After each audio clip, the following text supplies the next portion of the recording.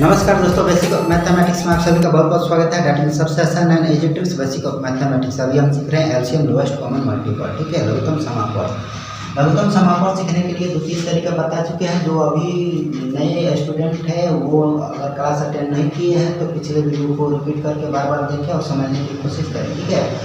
तो फिलहाल जो सबसे ज़्यादा बच्चों को समझ में आता है उसी विधि को योग कर रहे हैं और उसी विधि को समझाने का कोशिश कर रहे हैं। जो भी सब बच्चे समझ जाएंगे वो दूसरे अपने सहपाठी क्लासमेट हैं उनको समझा देंगे, ठीक है। तो इस विधि में सबसे पहले क्या करेंगे कि हम इस तरह से लिखेंगे और यहाँ पर लिखेंगे 50 और दूसरा दिया हुआ 75, तो यहाँ पर 75। अब देखेंगे कि कम से कम दो ही संख्या दिया है तो दोनों किसी एक पहाड़ में आना चाहिए। तो 10 के पहाड़ में नहीं आ रहा, 15 के पहाड़ में भी नहीं आ रहा, 5 के पहाड़ में दोनों आ रहा है, ठीक है। तो 5 के पहाड़ यहाँ पर लिखेंगे। 5 के पहाड़ में 10 बार में आता है 50 और 75 आता है 15 बार में, ठीक है, 15-25।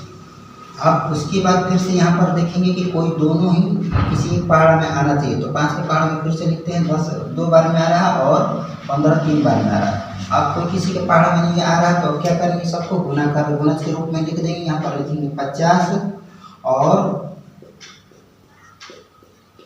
75 का एलसीएम।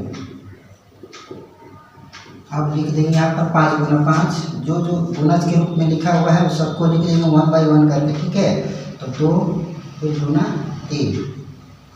अब सबको गुना करके लिख देंगे। 5 गुना 5 किए तो 75, 5 गुना 5 किए तो 25, 25 गुना 2 किए तो 50, 50 गुना 3 करेंगे तो 150।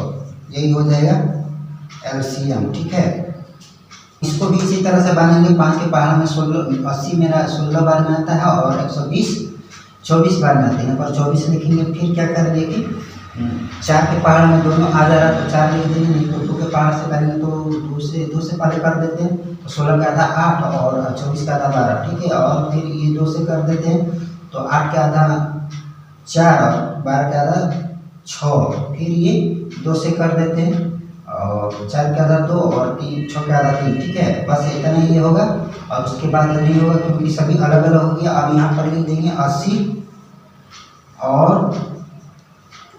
120 का एलसीएम। उसके बाद जो साइड साइड में गुणज के रूप में लिखा हुआ सबको लिख देंगे। 5 गुना 2 गुना 2 गुना 2 गुना 2 गुना 3। अब सबको गुना के लिख देंगे, ठीक है।